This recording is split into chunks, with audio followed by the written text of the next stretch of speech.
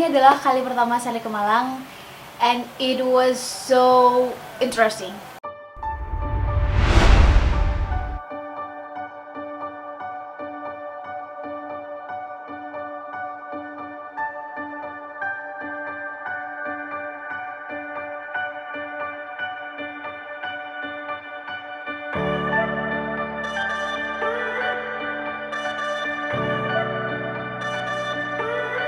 Pertama itu pas kita nyampe, kita dibawa ke kampung warna-warni, dan dari situ saya belajar bahwa to get a sustainable impact, positive impact, ternyata memang kita harus kolaborasi. Nggak bisa kerja sendiri-sendiri, nggak bisa maju sendirian.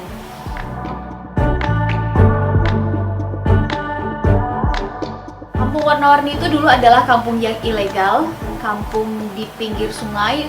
Masyarakatnya suka membuang sampah ke sungai itu, dan ternyata inisiatif satu komunitas kemudian bekerja sama dengan berbagai macam pihak, mulai dari pemerintah, swasta.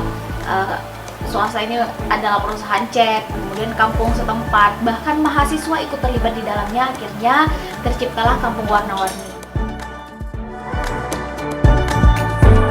Saya lihat di sekitar sini warna-warni menghiasi sejauh mata memandang.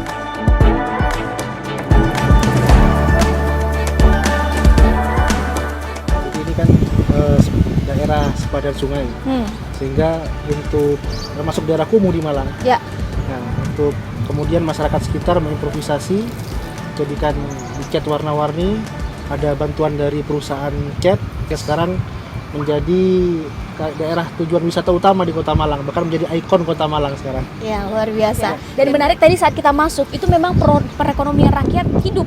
Mulai dari tempat parkir, warung, masuk ke sini kita ya bayar meskipun cukup affordable ya, tapi ya itu termasuk pemasukan.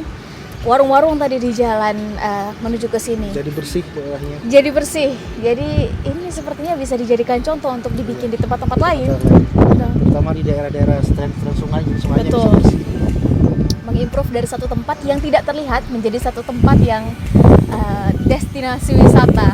Acung jempol dengan teman-teman di Malang.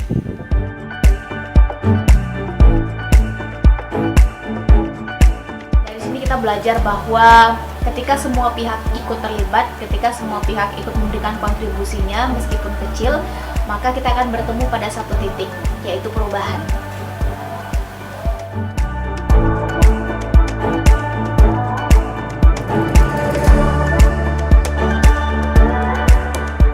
Setelah itu saya juga diajak ke Jatim Park 2. Di situ saya mengunjungi Batu Secret Zoo.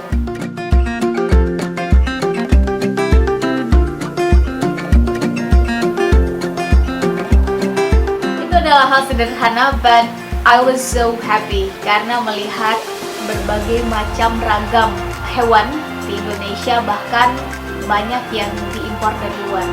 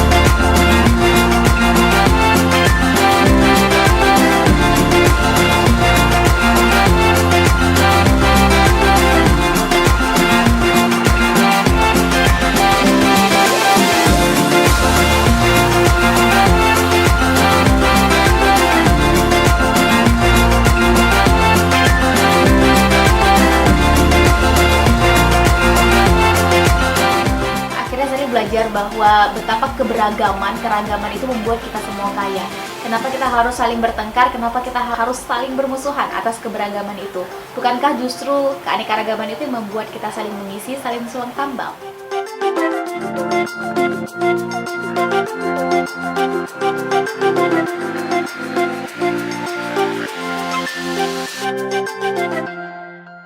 Dan karena ini adalah kali pertama Sherly ke Malang, terima kasih banyak untuk teman-teman UIN Malang yang sudah memberi kesempatan Sherly bisa bertemu, bisa berdiskusi, bisa sharing dengan teman-teman di sana.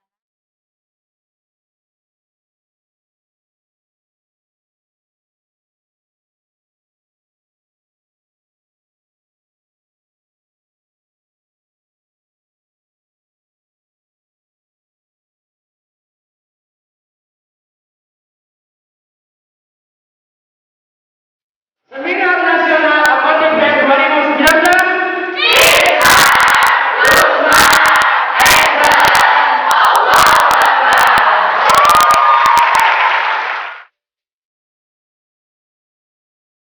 Juga teman-teman Forum Komunikasi Mahasiswa Sumeneb FKMS Unisma di Malang yang juga sudah memfasilitasi Sherly dengan teman-teman muda di Malang berdiskusi sampai larut malam.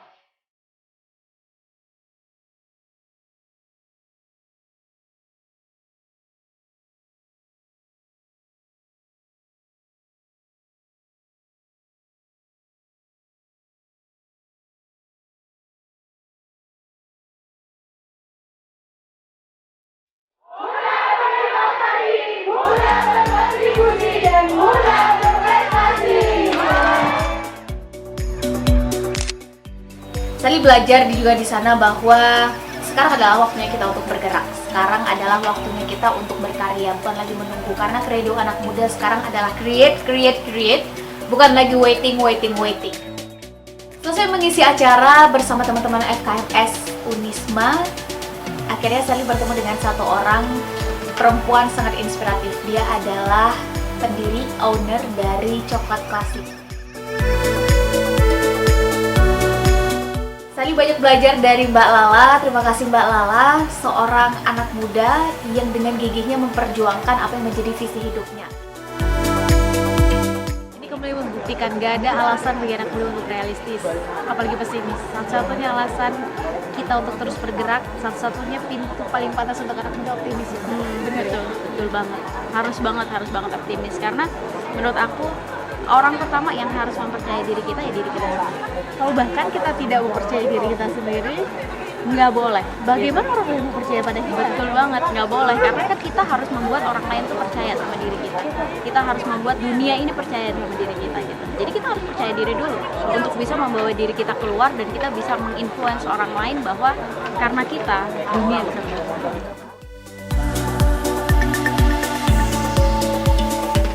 It was wow, karena tempatnya yang alam dan rasa coklatnya yang khas sekali itu membuat Coklat Klasik ini sangat terkenal di kalangan anak muda. Dan yang paling penting adalah kalau kita ingin melihat, menilik narasi di balik perjuangan Mbak Lala, apa yang terjadi, apa yang membuat Mbak Lala bisa sampai sekarang punya sekian ratus pekerja, membuka lapangan pekerjaan, punya sekian banyak cabang di seluruh Indonesia. Bagaimana perjuangannya sejak masih kuliah, bagaimana memulai usaha ini, jatuh bangunnya, maka jelas kita semua bisa belajar.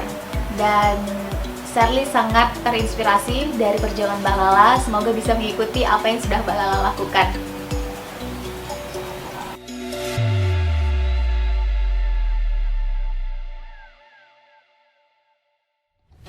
Rasanya belum lengkap kalau ke Malang, kita belum ke Bromo. Akhirnya Sherly dan teman Sherly, Virus, kita sempatkan untuk pergi berangkat ke Bromo, ingin melihat sunrise di sana.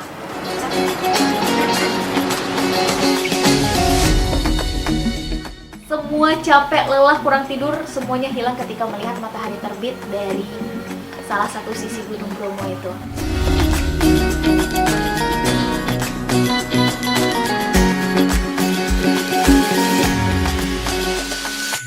Teman-teman semua, Di pagi yang berbahagia ini Sally sudah sampai di puncak Gunung Bromo, tepatnya di poin sunsetnya. Dan sekarang kita bisa melihat juga ada Gunung Bromo, di belakangnya yang paling tinggi itu adalah Gunung Semeru.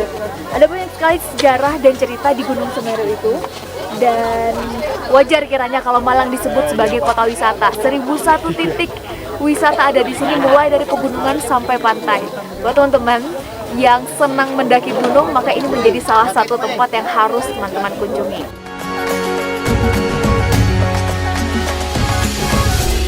Teman-teman, kita udah mau turun sekarang dari ini ya, puncak tempat kita tadi ngeliat sunset bersama Mas Yunus. Terima kasih banyak Mas Yunus. Dan sekarang kita menuju ke bagian bawah ya.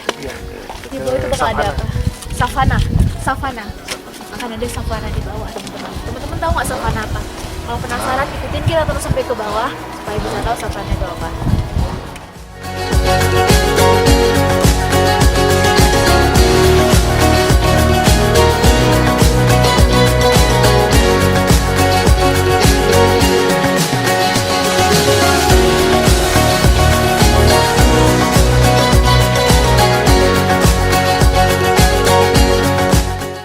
Sudah sampai di wilayah savana di Gunung Bromo. Menarik teman-teman, sejauh mata memandang di sini adalah pasir dikelilingi kemudian dengan gunung-gunung.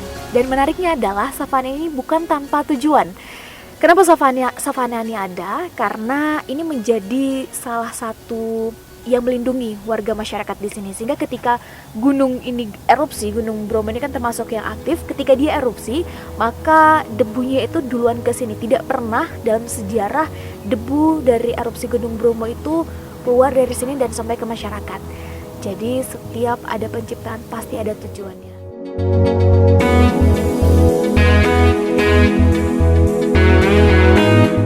Karena waktu tak lama, akhirnya kami segera beranjak, kita segera pulang. Yang jelas, ini bukan lagi tentang seberapa banyak yang kita kunjungi, tapi seberapa kualitas waktu yang kita habiskan bersama orang-orang terdekat di tempat yang paling indah dan menawan di salah satu titik di Indonesia. Meski ini adalah kali pertama Sally ke Malang, tapi tentu Sally berharap ini bukanlah kali terakhir Sally ke Malang. Malang, see you again!